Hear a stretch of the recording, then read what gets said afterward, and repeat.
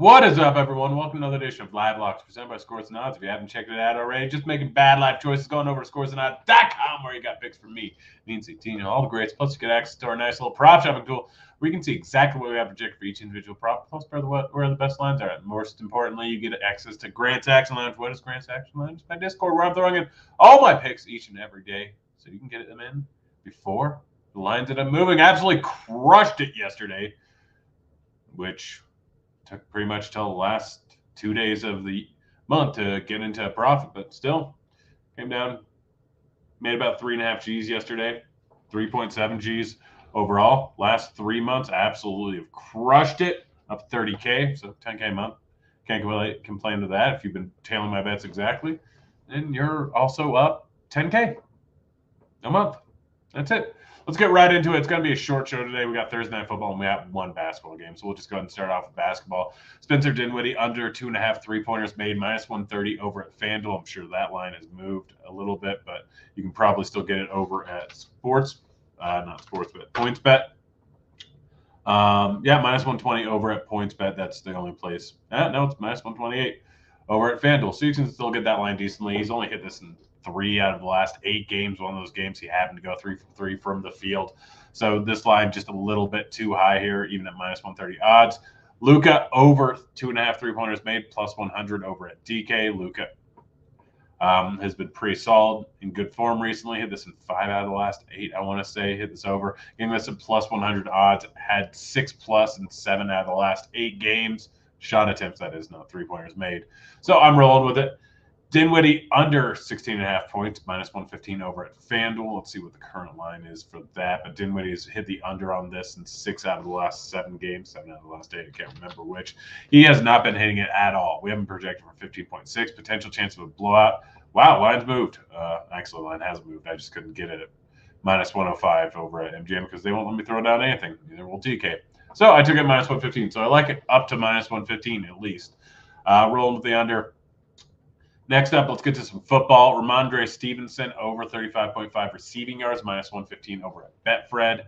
Ramondre Stevenson over 4.5 receptions, plus 100 over at Betfred, plus 100 over at MGM, minus 113 over at Caesars. MGM won't let me get anything down, so didn't hit it there. But he's been having massive volume, 6, 7, and 8 receptions over the last 3 weeks, averaging about 8 targets per game during that spread. He's been used a ton in the offense in the receiving game, just an absolute ton.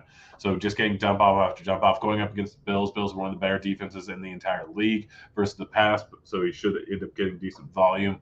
I'm rolling with the over. It's my favorite bet on the board is Stevenson over 4.5 reception. Absolutely love it. Jacoby Meyer over 50.5 receiving yards. He's hit this in 7 out of 9 games so far this season. Consistent volume in every single game. Likely going to have to be passing. Well, it is a tough matchup. Just too low of a line, and you're getting this at plus 100 DK. I have no idea how this line is going to move.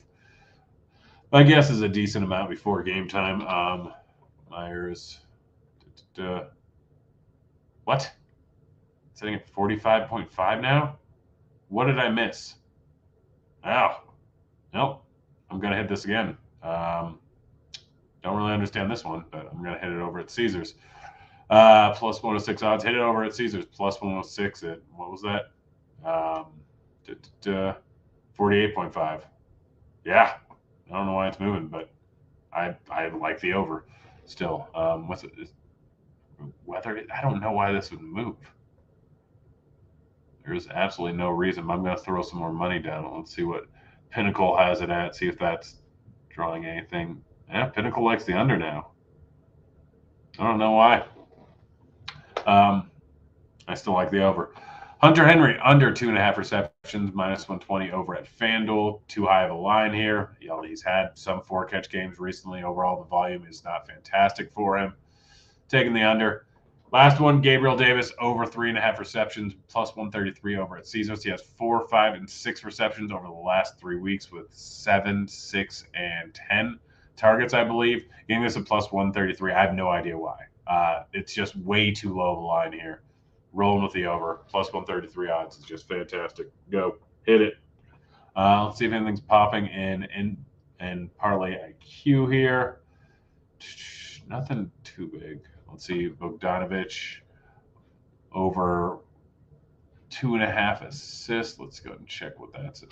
What the best line is for that. Let's see what Pinnacle has it at. Yeah, right there with me on Luka over 2.5 3-pointers. That's good. Bogdanovich.